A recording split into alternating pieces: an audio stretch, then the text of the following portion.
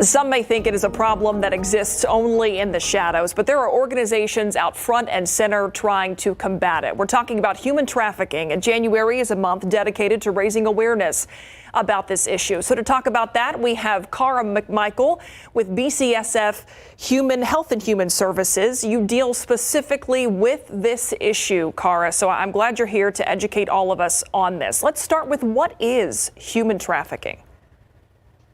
Well, human trafficking is loosely defined as the use of force, fraud, or coercion to elicit labor or sex trafficking.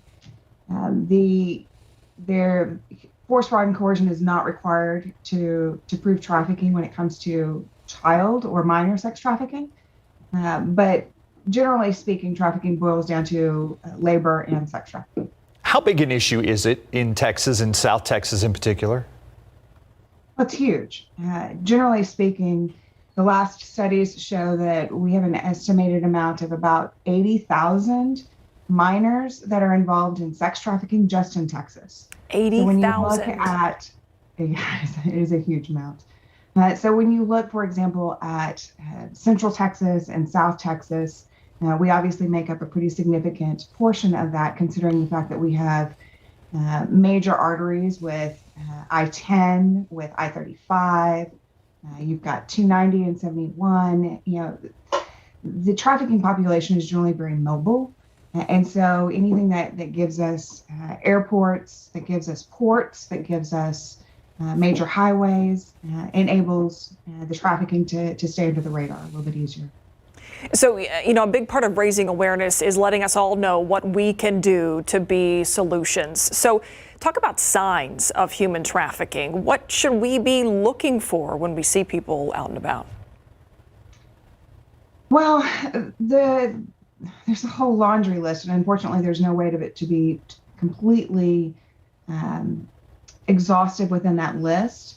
And there are a number of websites that are available in order to get a more exhaustive list than what I can give you right now.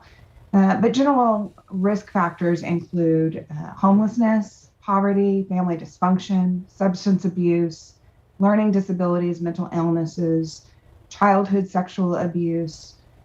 Signs that you might see would be inappropriate attire, an attempt to conceal scars or tattoos or bruising, suddenly having a boyfriend or girlfriend who is significantly older or controlling.